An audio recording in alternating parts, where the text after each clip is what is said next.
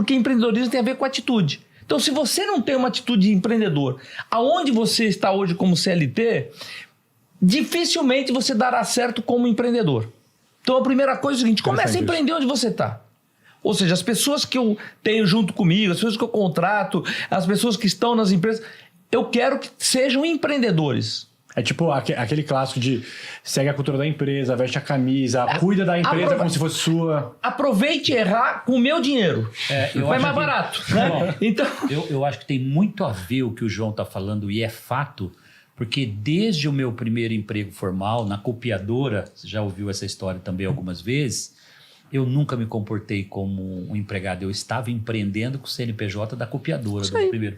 Como professor, eu não era um colaborador, eu era o dono da escola e tinha atitude de dono em sala de aula que me levou a me tornar um dos melhores professores. Mas é isso que levou ao sucesso. E assim, como programador e analista, ou seja, eu já estava empreendendo desde a carreira executiva. O que você não tinha é um grande problema que acontece hoje, que é a tal da educação financeira.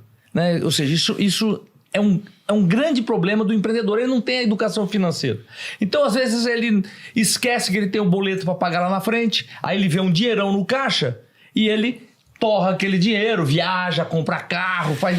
E quando ele vê, poxa, mas eu tenho... você tinha uma dívida, porque você recebeu e teve prazo e você vai ter uma dívida para pagar lá na frente.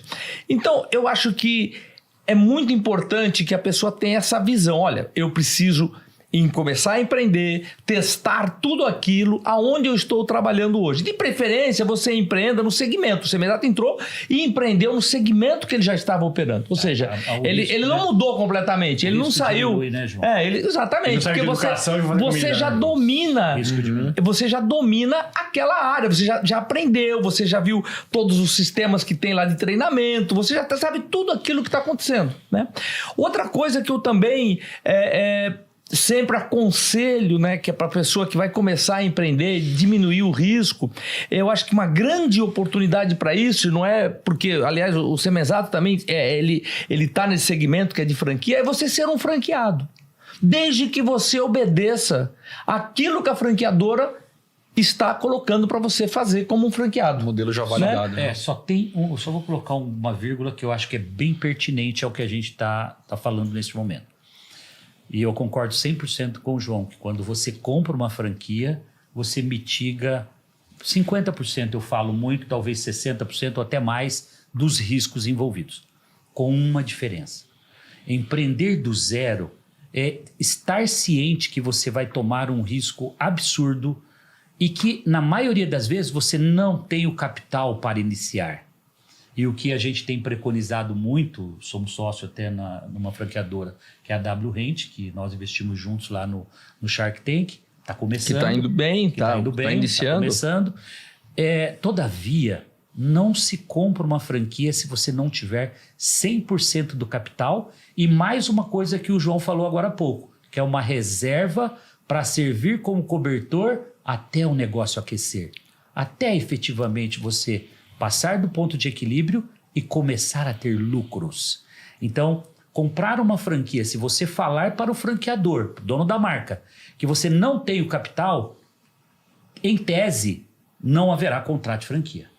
Agora, eu não tenho dinheiro, mas quero montar o meu primeiro negócio. Às custas do quê? De um financiamento emprestado da família, de um empréstimo de um amigo. Aí você está fabricando dinheiro às custas de um juro, ou tomar no banco, como eu fiz lá no meu primeiro empreendimento, você vai tomar um risco absurdo. E que, de fato, se eu soubesse o risco que eu estava tomando, talvez eu não teria feito. É justamente a falta... Por não saber e não fazer o planejamento... E aqui isso é um pouco contraditório. Você tem que planejar, você tem que estudar previamente para errar menos. Se o Semenzato tivesse planejado, talvez não teria feito, não teria acontecido. Não teria tido a coragem, né? Não, jamais teria existido a Microlins. Às vezes a falta de... Só para dizer que isso... Entendo e concordo, mas a gente não pode esquecer que os momentos... são outros, né? Exatamente. Hoje, oportunidade... A informação está disponível. Exatamente. Né? Hoje nós temos muito mais oportunidade e também temos muito mais desafios. Sim. Ou seja, riscos, ou seja, são momentos diferentes. Então, é muito importante o time de qualquer negócio. E nisso que a gente está falando de ter... às vezes eu não tenho, mas eu sei...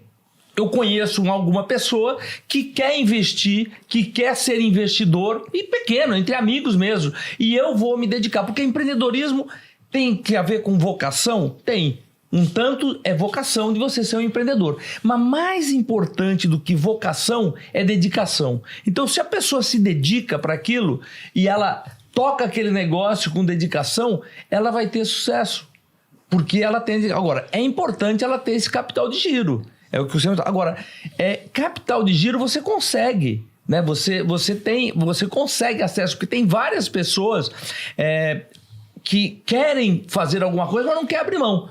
Não quer vender o seu carro, não quer deixar de passear ou de fazer a sua viagem. Ou seja, é um momento que decisório na sua vida. Você tem que abrir mão de Você tem que abrir mão de várias coisas, não é algumas não, de várias, né? Para você começar o seu negócio. Às vezes até de tudo, né?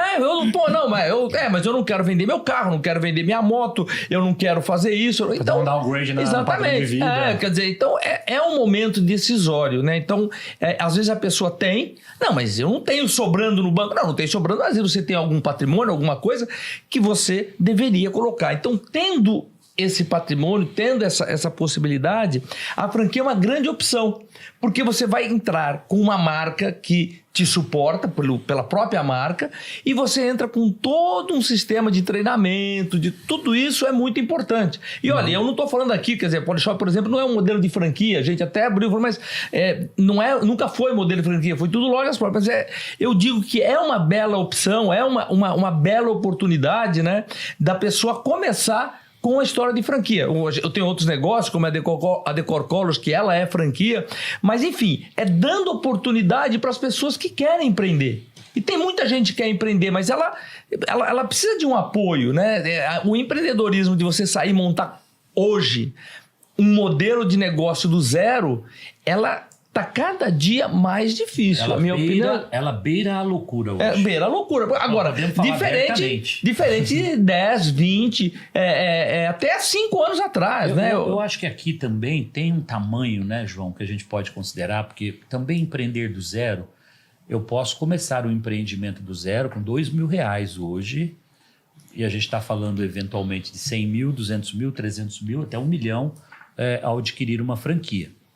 Então, é muito importante que a audiência que está ouvindo, e ele precisa se classificar dentro dessa nossa fala, entre um empreendedor, vamos chamar aqui na física, em que ele, como o Yuri começou lá atrás, imaginando, e citou aqui, você tem R$1.000 de estoque, você compra R$1.000 de produtos, você espera uma semana girar esses produtos, e você faz 1.500 porque você incorporou o lucro ali. Exato. Você repõe o estoque e de repente você vai precisar ter mais vendedores para te ajudar, porque isso escalou e começou a crescer.